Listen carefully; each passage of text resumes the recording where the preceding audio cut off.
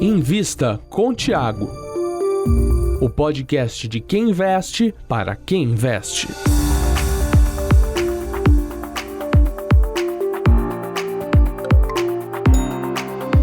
Boa noite a todos. Eu vou pegar perguntas e vou respondendo as perguntas que vocês mandarem aí.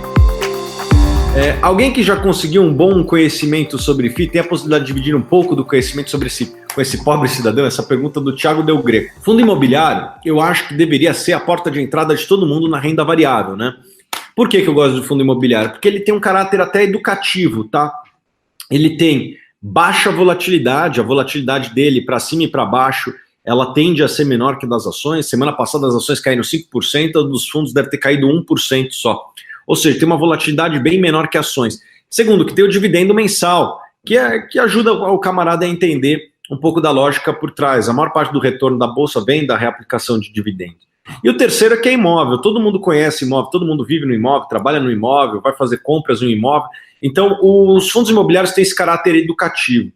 Nada mais são os fundos imobiliários do que uma casca, vamos dizer assim, que tem ativos do setor imobiliário dentro. Geralmente, mas não só isso, são imóveis. Então, se você é de São Paulo, você conhece o shopping em Higienópolis. Ali tem um pedaço do shopping que está dentro do fundo imobiliário. Se você trabalha em São Paulo também, aquela torre, a Torre Branca, em frente ao Shopping Eldorado, o Eldorado Tower, se não me engano o nome, pertence a um fundo imobiliário. Com R$100 você consegue comprar uma cotinha do fundo que é dono daquilo. Ou seja, com R$100 você já consegue ter uma participação, ainda que indireta, em imóveis. Se você é do Rio de Janeiro, você conhece um antigo imóvel que pertence à Petrobras, a Torre Almirante, né, que agora esvaziou lá no centro, a Petrobras entregou, mas é um imóvel conhecido lá no centro do Rio. Pertence a um fundo imobiliário, pertence inclusive ao mesmo fundo imobiliário que tem aqui o Eldorado Tower em São Paulo. Então eu estou só dando dois ícones, assim, dois imóveis que todo mundo conhece, para mostrar que com pouco dinheiro você pode participar de cotas que detêm ativos imobiliários. Esses são os fundos imobiliários. A gente tem aqui um e-book de fundos imobiliários, que é bem completo. Se você quiser aprender mais, quais os 5 fatores para se analisar numa ação? Bom, são vários, tá? Mas assim, eu vou falar em linhas gerais. Primeiro, a rentabilidade, e daí você pode analisar o ROI, é um bom indicador, as margens, EBITDA, líquida. Eu gostaria de um ROI, vamos botar assim uma linha assim, só para facilitar, um ROI acima de 10%, uma margem líquida acima de 5%, uma margem EBITDA acima de 10%, geralmente costuma ser um bom negócio, tá? Obviamente pode ter uma outra exceção, mas esses são alguns critérios que seriam interessantes. Você tem que olhar também ao crescimento, e daí você tem que fazer um exercício de imaginação, como que essa empresa vai estar daqui 5, 10 anos, ou quem sabe até no futuro mais ainda. Então, crescimento. Um crescimento bem, ou do crescimento da economia, ou crescimento do segmento, ou a empresa ganhando market share. Não tem muito segredo. Você tem que analisar esses 3 critérios na hora que você vai analisar uma empresa. Riscos. Risco tem todo tipo de risco. Risco regulatório, risco jurídico, risco até trabalhista, risco de mudança de legislação, risco de balanço, risco de mercado, risco de juros. Tem todo tipo de risco de governança até. Se você investe em uma empresa estatal, você tem que levar isso em consideração, risco de governança, né? Então, analise os riscos. Eu sei que risco talvez seja um fator muito subjetivo. E o quarto fator é valuation. Thiago, sou estudante e minha renda é do trabalho informal. Terei problemas na hora de declarar IR de ações? Sim, você vai ter problema. A contadora da Bolsa, segue ela aí no Instagram, pode te ajudar, mas você pode ter o CPF bloqueado, tá bom?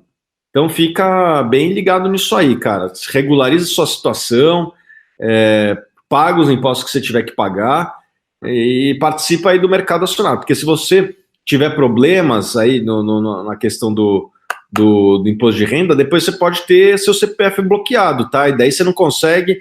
CPF bloqueado é a pior coisa que existe. Você não movimenta a conta, você vai ter dificuldades aí, tá? Então, não queira ter seu CPF bloqueado. Se alguém já teve CPF bloqueado, explica aí no chat, fala pro camarada que não é uma coisa bacana, tá? Eu não estimulo você ter o CPF bloqueado. Aqui, o Rafael Formoso pergunta, IVVB11 é uma boa proteção? Bom, ele é uma boa proteção para crises no Brasil, tá? Crises globais, o IVVB não vai te proteger tanto. porque as ações americanas vão cair, ainda que o dólar suba, o IVVB não vai te garantir uma proteção plena. Agora, crises no Brasil, que são a maior parte das crises que nós sofremos, são crises locais. Se você tem um ativo em dólar e o dólar valoriza, em reais, aquele ativo se valoriza, né? Então, quando você tem ações brasileiras e ações estrangeiras, quando tem alguma crise brasileira, geralmente essas ações estrangeiras passam a valer mais em reais, simplesmente porque o dólar valoriza, né? O dólar foi da casa dos 3,80 para a casa dos 3,90. Isso valoriza o seu patrimônio dolarizado na hora que você transforma para reais. Simples assim. Olha aqui, essa é uma pergunta muito boa, do Bruno Vanck. Thiago, quando devo colocar um novo ativo em minha carteira? Somente quando todos os outros estiverem caros? É mais ou menos por aí, tá? Assim, pensando a longo prazo, você deveria ter uns 20 ativos na sua carteira, não precisa muito mais do que isso. Mas pensando na construção, aloque esse capital sempre na melhor oportunidade. E muitas vezes a melhor oportunidade é a de uma ação que você já tem em carteira. Então você aproveita e aloca naquilo lá. Eu sei que é uma questão muito subjetiva, o que é melhor para mim talvez na sua análise não seja, mas eu aloco sempre naquela que é a melhor oportunidade daquele momento, tá? Às vezes é uma ação que eu já tenho, às vezes é uma ação nova, né? Ultimamente tem sido até alguns ativos que eu já tenho, mas é assim que eu procedo. Eu pego o meu capital e compro aquilo que eu acho que está melhor naquele momento, tá bom? Olha aqui, essa pergunta é boa. Do Gustavo Palaes. Numa carteira para o longo prazo, vale a pena disponibilizar as ações para aluguel? Sim, eu estimulo bastante o aluguel. É um troquinho, não é muita coisa, mas é um troquinho a mais ali, sem risco. A única coisa que você abre mão é da liquidez de curto prazo, mas como você não vai vender, os contratos de aluguel geralmente eles são de um mês e duram até menos que isso. Se você não pretende vender as suas ações no próximo mês, você pode disponibilizar para aluguel, você vai ganhar um troquinho a mais. Às vezes você dobra o seu dividendo ao longo do ano. Então é um troquinho a mais que eu estimulo sim. A gente tem até um vídeo aqui no nosso canal, vou pedir para o pessoal da técnica colocar. É um vídeo que a gente explica um pouco mais sobre aluguel de ações, tá? Não é difícil, basta você ligar na sua corretora. Algumas são até por home brokers, você clica ali dentro do home brokers e você já disponibiliza para aluguel de ações. Na XP, como é que chama? Custódia remunerada, né? Lá na XP, que é uma corretora que muitos de vocês têm aí, chama custódia remunerada. Eu estimulo, é um troquinho a mais, tá, pessoal? Ajuda a pagar algumas contas. Se você tem... Eu tenho clientes grandes que, inclusive, isso aí representa, assim, uma viagem, entendeu?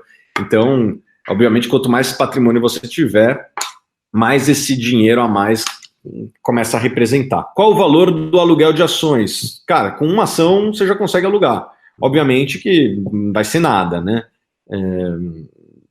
A partir de um lote já começa a ficar interessante. E é proporcional. Quanto mais ações você tiver, mais você vai faturar. Não tem muito segredo. Como se proteger do bear market? Opções... Assim, é muito difícil você fazer o timing de bear market. Eu não conheço ninguém que consiga fazer isso de maneira recorrente. E as bolsas, ao longo do tempo, elas andam para cima, não é à toa que o Dow Jones está perto da máxima, a Nasdaq está perto da máxima, o Ibovespa está perto da máxima. Enquanto o PIB mundial andar para frente, e eu acredito que vai ser assim enquanto não tivermos grandes guerras mundiais, e eu acho que o mundo, por incrível que pareça, é cada vez mais seguro. E eu falo sempre, eu cito uma estatística, né? Nunca teve guerra entre dois países que tem Starbucks, nunca teve guerra entre dois países que tem McDonald's. A partir do momento que os países têm ligações comerciais muito fortes, é muito difícil você ter guerras entre dois países, né? Assim, o que aconteceria se vamos supor, se o presidente dos Estados Unidos quisesse bombardear a China, vamos supor assim, pensar um cenário bem hipotético.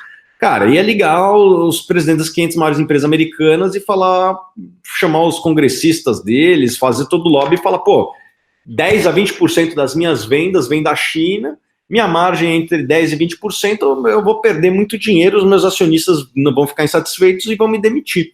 Então não deixem que isso aconteça. Então, quando você tem laços comerciais muito fortes, e hoje o mundo nunca foi tão conectado comercialmente, ninguém quer guerra. A gente as disputas tendem a ir mais para o lado, vamos dizer assim, diplomático, né? Então, eu não acredito em guerra, eu acredito que a população do mundo cresce, a eficiência do mundo cresce, e isso significa mais PIB, e mais PIB significa mais lucro nas empresas, e empresas mais lucrativas valem mais. Não é à toa que as empresas mais lucrativas do Brasil são justamente as empresas mais valiosas, né? Quem são as empresas que mais lucram no Brasil? Itaú, Ambev, Petrobras, Bradesco. Essas empresas são as empresas que mais lucram e são as empresas que mais valem. Tem uma correlação muito grande entre lucro e valuation, né? Então, quando o PIB cai, o lucro cai. Então, ninguém quer que o PIB ande para trás. Então, eu acho que hoje os interesses estão alinhados, a paz é muito lucrativa para todos, tá bom? A partir de qual momento vale a pena fazer valuation? Quando você já é um investidor um pouco mais maduro, quando você já sabe os conceitos básicos de investimento, quando você já tem algum conhecimento de contabilidade, né? Saber valuation e não saber contabilidade não dá. Você tem que saber contabilidade antes de saber valuation. Então, tem que saber alguns conceitos antes. Então, invista aí um tempo, depois aprenda a contabilidade, depois você vai pensar em valuation, tá bom? Essa pergunta do Thiago Nogueira. Perguntas e respostas sobre valuation. Valuation é a precificação de ativos, né? Antes de começar a responder as perguntas e respostas, basicamente, as coisas deveriam ter um preço justo, né?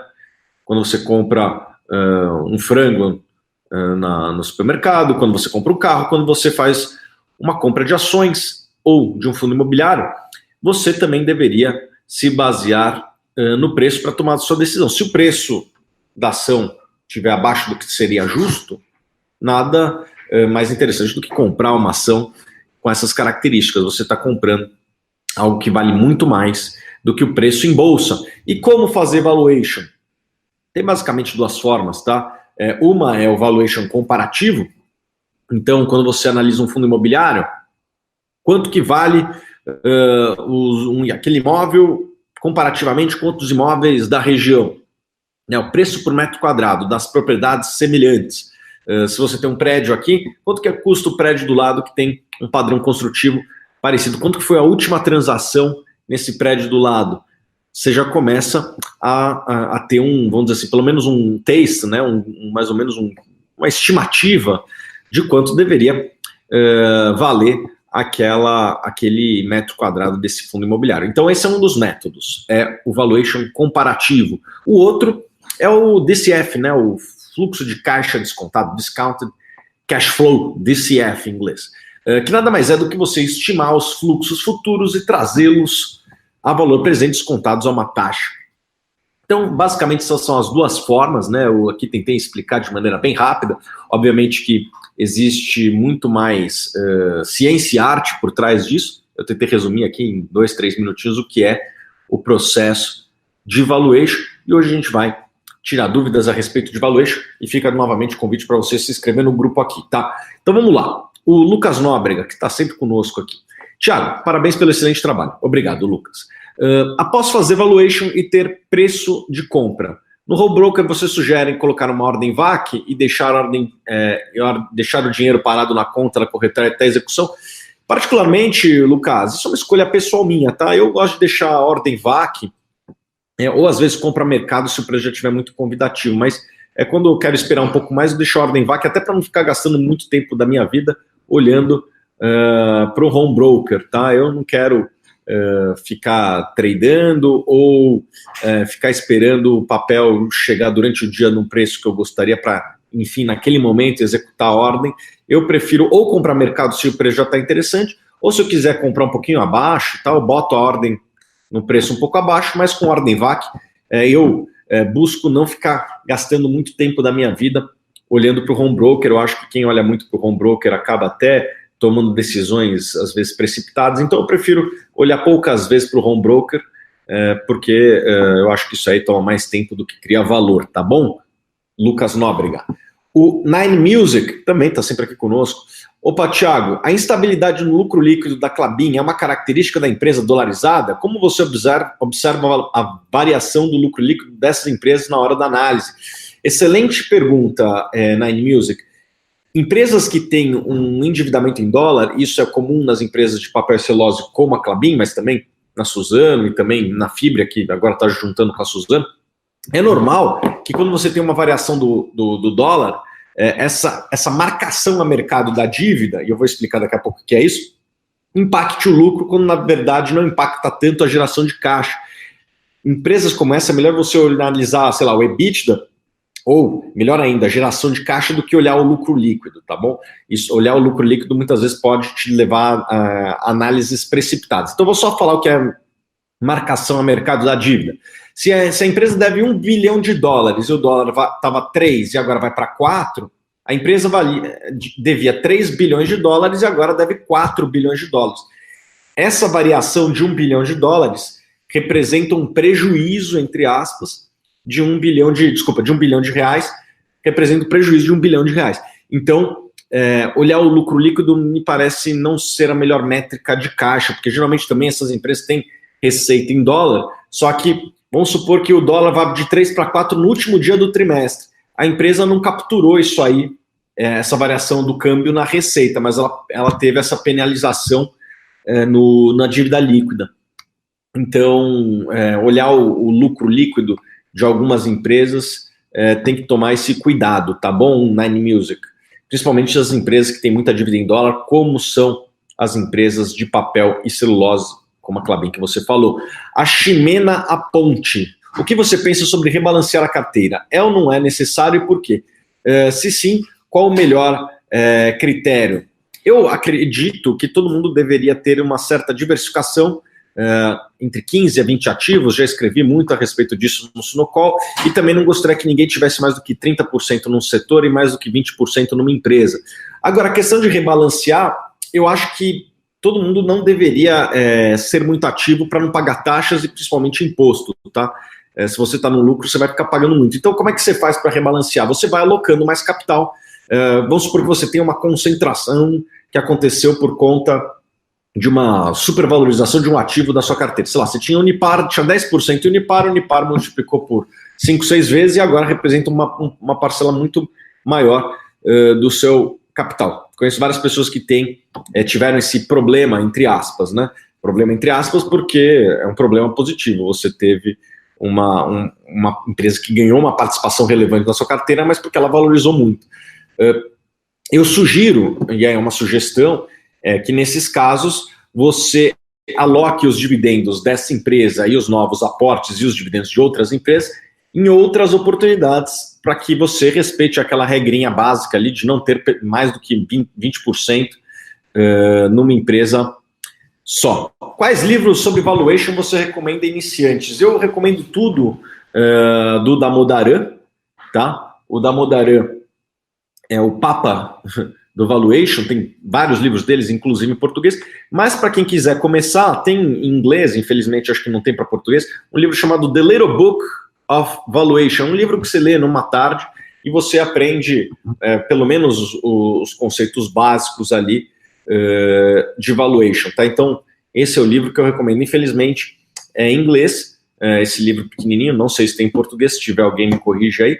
E tem os livros do Damodaran, que já são conhecidos aí, alguns bem maiores, né, e que são em português também, né? Então tem inclusive um que chama Valuation, só que é um livro de 700 páginas, eu acho.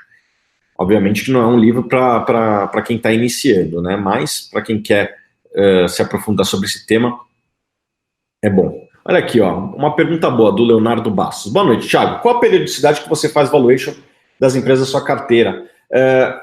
Geralmente de 3 em 3 meses, mas assim, às vezes nada mudou e daí a gente faz valuation uma vez por ano só, então não é algo que você precisa estar fazendo toda hora, né?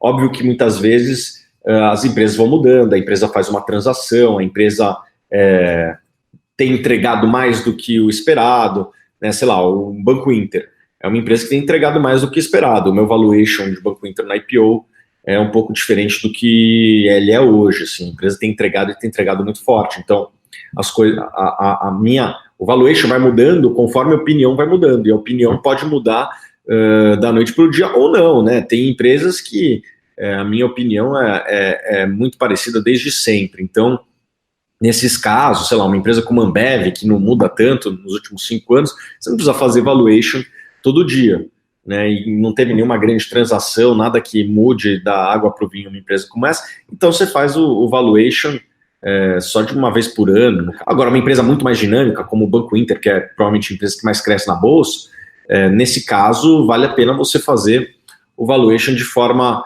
mais recorrente, conforme a empresa for entregando ou não, né, o plano enfim, o business plan dela. O Gui Oliver pergunta o que é turnaround. Turnaround é uma empresa que está indo mal, vamos dizer assim, e precisa dar a volta por cima, né, para que ela volte a ser uma empresa que gera caixa, lucrativa, etc. Essa pergunta é muito boa, do Eduardo Peloso. Manter empresas caras na carteira não vai contra o valuation? Essa é uma pergunta muito boa e vai um pouco da escolha de cada um. Às vezes, a empresa pode até estar cara perto do valuation mais conservador, mas se não estiver tão cara assim, eu particularmente mantenho em carteira, se for uma empresa que eu gosto, uma empresa que eu confio, eu mantenho. É muito raro ter nas empresas mais, vamos dizer assim, geradoras de caixa, ou qualquer tipo de movimentação de preço que bota um valuation nas alturas, né? Geralmente essas empresas que negociam a 30, 40 vezes lucro, são empresas que passam por algum ruído especulativo, vamos dizer assim. Geralmente são empresas mais problemáticas. As empresas mais, vamos dizer assim, tradicionais, é difícil ocorrer esse tipo de movimentação, né? Eu, particularmente, não gosto muito de vender, a não ser que esteja muito caro, sendo negociado a mais de 20 vezes lucro, 25, 30 vezes lucro, aí poderia zerar a minha posição, mas eu, particularmente, prefiro comprar a bons preços do que vender caro, né? Se você comprou e está no lucro, por mais que tenha saído um pouco, eu, particularmente, não gosto muito de vender em preço. Eu vendo se tiver uma oportunidade muito melhor, aí não tem problema, ou se o negócio está se deteriorando, daí é outra questão, mas vender em valuation não é uma coisa muito comum, tá? Valuation de bancos, como funciona? Essa pergunta é do DSVA. Bom, valuation de bancos geralmente é feito pelo modelo de Gordon, que é vamos dizer assim, uma derivada do discounted cash flow, né, do fluxo futuro trazido a valor presente.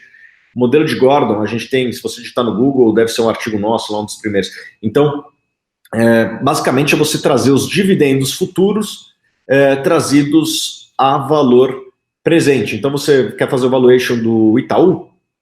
Pegue os dividendos futuros e traga a valor presente pelo modelo de Gordon. Daí você pode fazer em duas fases, uma fase com crescimento e outra com perpetuidade, ou já colocar perpetuidade. Enfim, existem várias derivadas dentro desse modelo, mas esse é um modelo que é usado não somente para bancos, tá bom? DSVA, para instituições financeiras como um todo, também, por exemplo, seguradoras. O Lucas Schmidt faz uma pergunta do Shark Tank. No Shark Tank, o empreendedor faz a proposta estimando um valuation. Como ele chega nesse valor? Eu acho que cada empreendedor ali faz o seu valuation, né? Por isso que muitas vezes um está disposto a pagar mais que o outro. Às vezes, pode ser que aquela empresa tenha um valor maior para um do que para outro. Afinal, pode ser que um empreendedor já tenha cadeia de distribuição, ou precise daquele produto, ou gostou tanto daquela empresa e vislumbre mais valor do que outro. Então, olha só que muitas vezes ali, valuation para duas pessoas de renome muitas vezes não é consenso, né? Eu só queria mostrar isso daí. Eu até dou exemplo, né? No mercado de capitais isso acontece também. Você pega a Apple, que é uma empresa muito boa, no começo de 2016, o Carl Icahn, que é um grande investidor, estava vendendo as suas ações, acreditando que o valuation já precificava o melhor cenário para a Apple, e o Warren Buffett, que é outro grande investidor, estava comprando as ações. Então você tem dois dos maiores investidores do mundo comprando e vendendo. Por quê? Porque eles chegaram em estimativas diferentes do seu valuation, tá bom? Então valuation, ele envolve um pouco de subjetividade. Apesar vamos dizer assim, muitas das ferramentas serem matemáticas, os inputs que você bota lá, muitas vezes são subjetivos. Então, dois investidores diferentes podem chegar a conclusões diferentes. A pergunta do Clayton: qual é o método que você usa para determinar a taxa de crescimento de uma empresa? Clayton, existem vários, né? Assim, depende de cada empresa. É muito difícil uma empresa crescer mais do que o PIB. Já começa por aí. Principalmente na perpetuidade é impossível. As empresas na perpetuidade crescem no máximo igual ao PIB. né?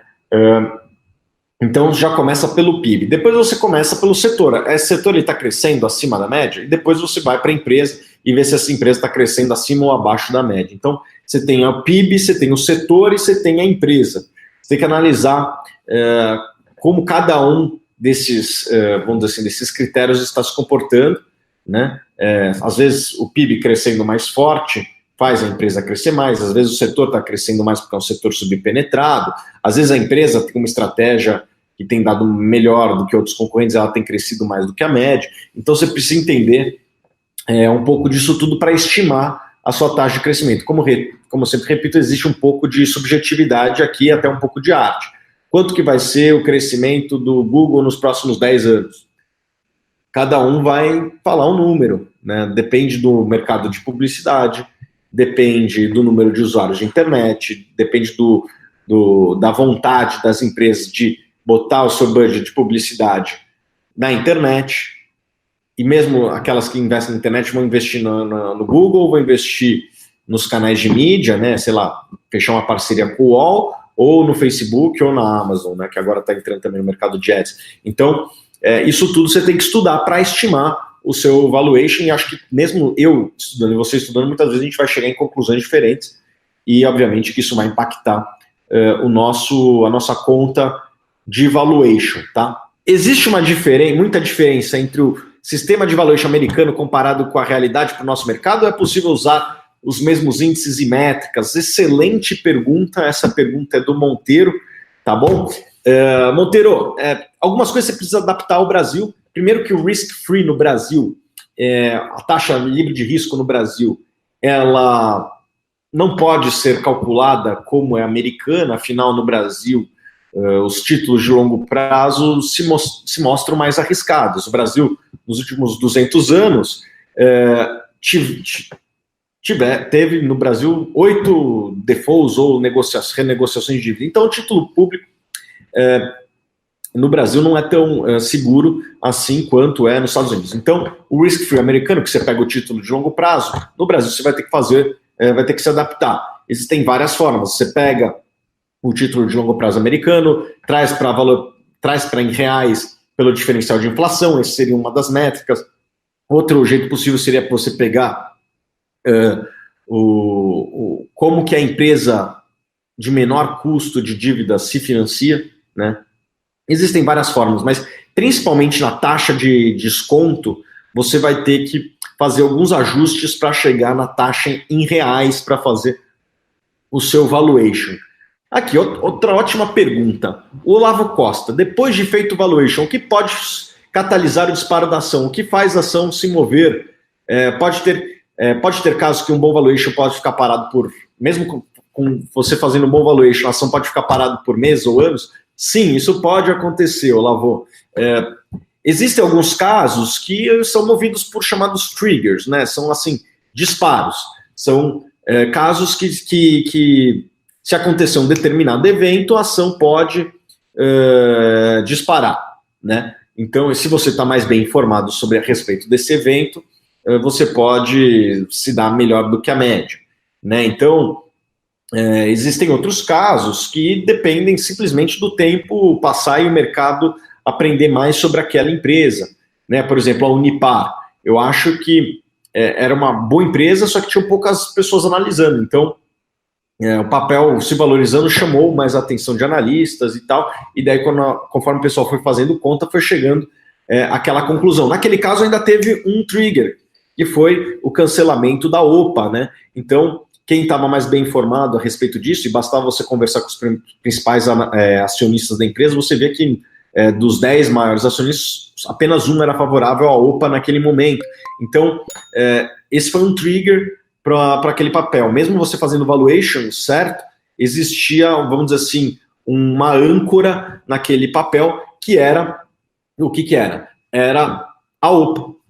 Quando a OPA não passou, o papel se viu livre dessa algema que era a OPA e, consequentemente, convergiu para um valuation mais em linha com outras empresas do setor químico, né? Então, esse foi um trigger. Então, depende muito do caso a caso e muitas vezes pode demorar anos, né? E eu já vi muitas vezes, o papel às vezes fica anos num preço para depois, em um mês, duplicar, triplicar de preço. Então, às vezes, é difícil você pegar...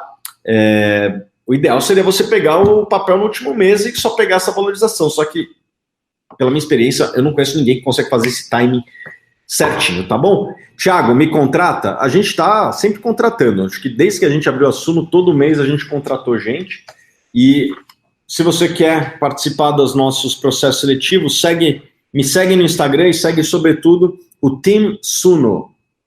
O Team Suno, o perfil do Team Suno, sempre quando tem vaga, a gente anuncia lá. Então, se você seguir o Team Suno, o pessoal do chat aqui deve estar colocando para vocês, seguem eles lá e a gente anuncia vagas por lá. Tenho 250 mil, essa pergunta do Biscoito Floripa.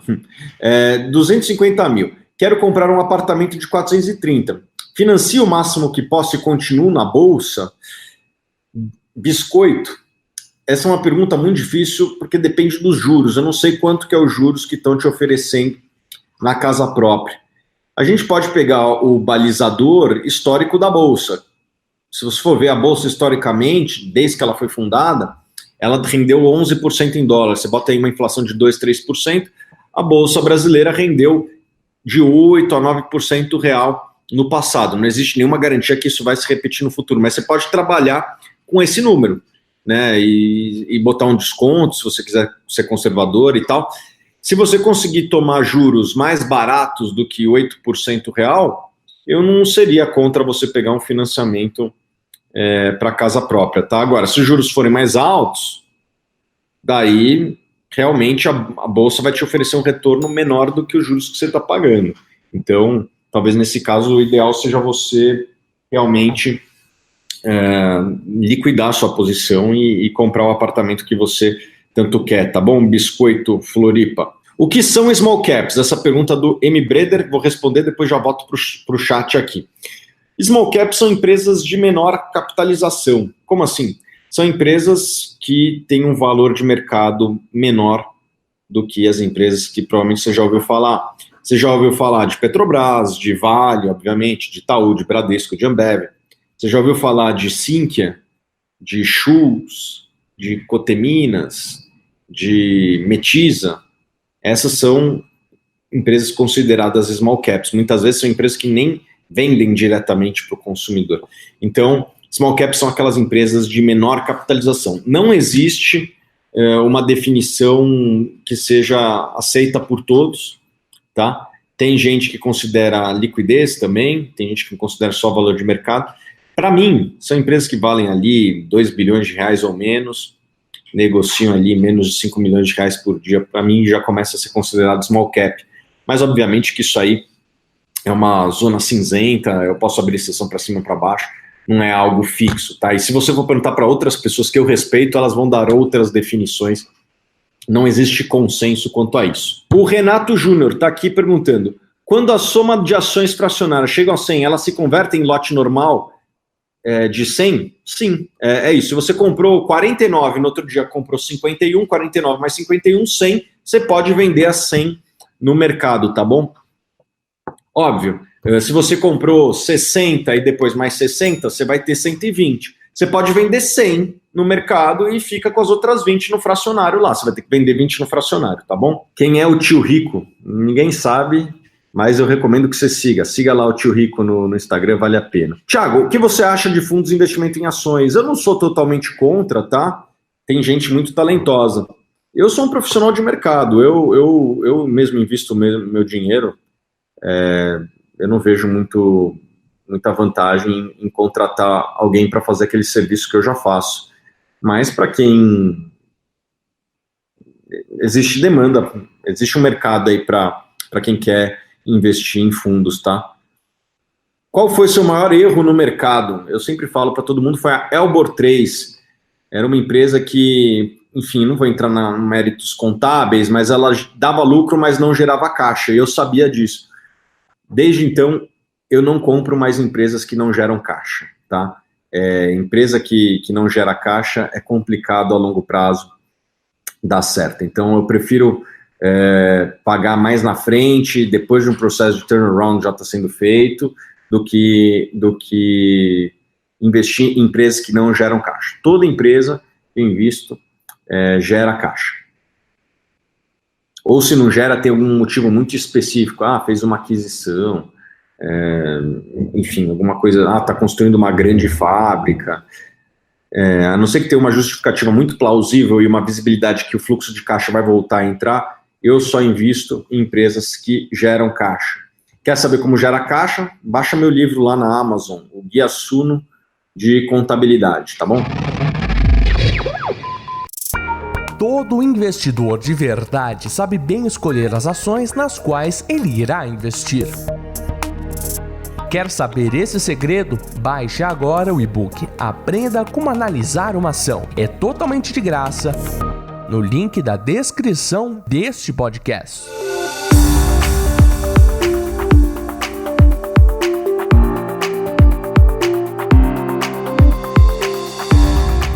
Forte abraço a todos e nos vemos semana que vem.